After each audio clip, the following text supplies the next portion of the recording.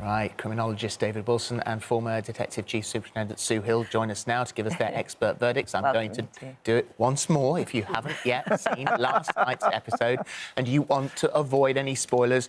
You might want to mute your TV for the next couple of minutes. This is it, OK? here.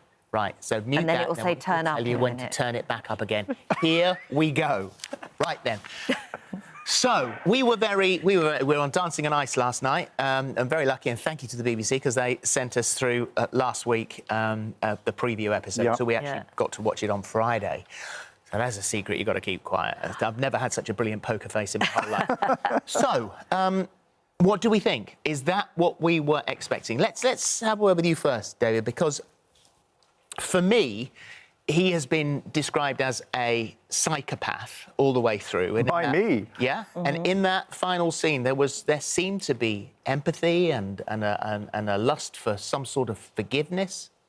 You're so sweet. That's such a lovely thing for you to imagine was actually happening when you're dealing with a psychopath. Firstly, let me say, I, as a viewer, have been disappointed by final episodes in the past. I mean, Line of Duty, Ian Buckles as H, what a letdown. I loved the American series Dexter. Final episode, what a letdown. This delivered in all kinds of ways. In direct answer to your question, psychopaths know the words to use.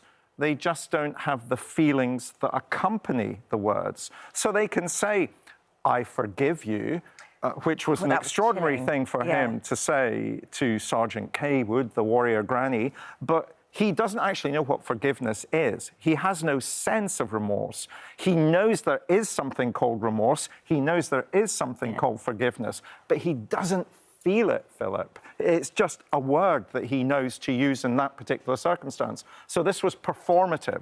This was a performative way of imagining what he should say in that particular scene. Didn't he just want to see his son, spend time with his son? No, he was using his son because that was the final piece of power that he had. It was the final piece of control that he had. But what if it wasn't? Like, what if he genuinely, at those final moments... Holly, did you not watch him cave that man's head in? No, I didn't. I actually didn't. I didn't watch that. He is a complete and utter vile. We used to talk about this, David and I, over the years. Are they mad or bad? He's thoroughly bad. He's a wrong-un. He's just vile. But the last, I mean, to watch Catherine with him, personally, when he said, don't shoot me, I know I wouldn't have done that as a policeman, was being controlled, but you wonder how she never shot him, but she didn't. She kept the control over him. But wasn't that an act of empathy, in a way? Because he could have wound her up so much. He wasn't thinking about it. He wasn't thinking about it. But he didn't let her... But he was Howard. He He's taken the tablets, he's taken the drink.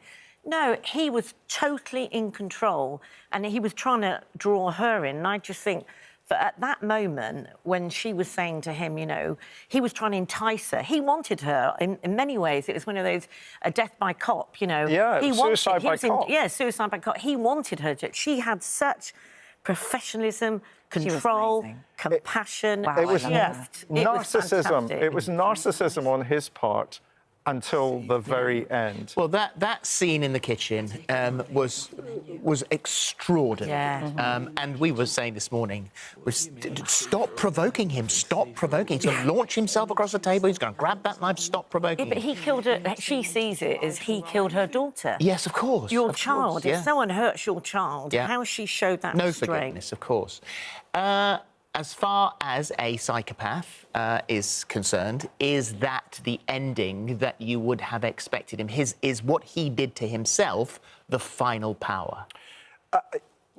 In a word, yes, but go back one stage to the point you were making about earlier. By the time there is that, spoiler alert, and by the time there is that confrontation with Catherine in the kitchen, he's also been injured in his previous...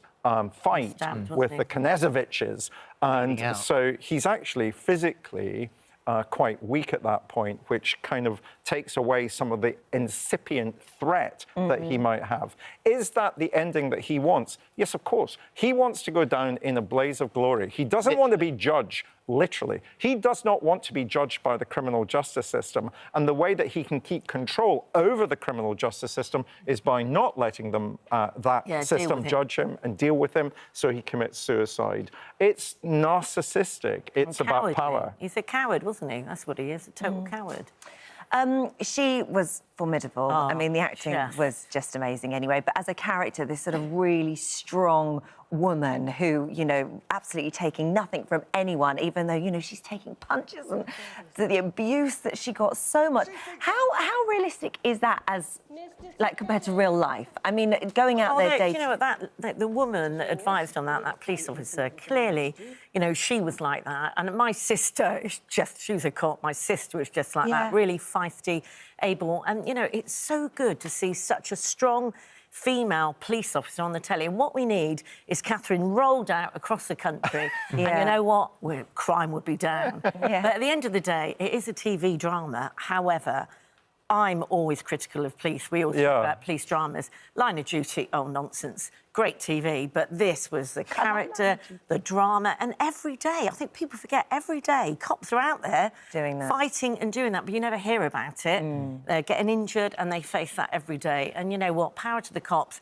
And she has done so much for policing. And if you're a woman out there thinking you want to join the police, do it, because I tell you what, every day is different and you make a big difference. And what she had was that compassion, that empathy, and I love it when she said to Ryan, when Ryan says to her, I love you, where'd that come from? Inside, though, you know, as a warrior granny and as a mum, she's thinking, thank God, I'm so happy. And wasn't it interesting that there's a clue that, spoiler alert, that Ryan himself might be going to join the police, because one of the sub-themes that's always been driving the drama is Ryan going to be like his father, Tommy Lee Royce? And when Ryan goes into the police station, the senior officer says, oh, I thought you were a young cadet. And you could see Ryan smiling. That's the spin-off. So there's a whole... Well, Sally says no spin-off. I know. She said no spin-offs. I know. But I know we can hope. We can hope in any I had aspect. a little, with the doors open. Just one final question for the moment, and we're going to ask you to stay for something else in a minute. But the escape from court, Tommy's escape from court, was that a We talked about this. Let's get real. This is TV drama. You know, if a high-risk offender like that, you have other people outside.